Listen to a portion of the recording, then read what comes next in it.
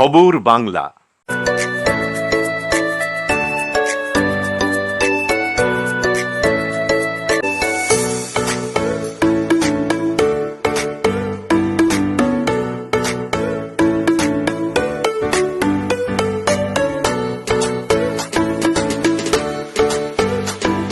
ভোজনালয়, Shearsole Rajbari, Raniganj. Mobile number 9475505861।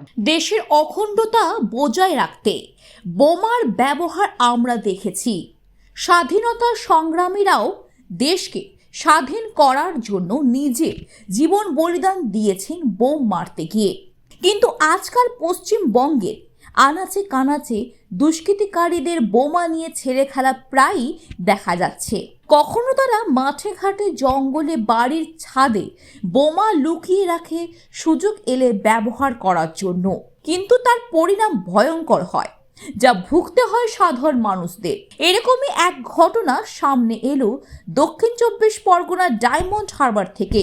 বোমা বিস্ফোরণের জখম হয়েছে এক মহিলা সহ 2 নাবালক।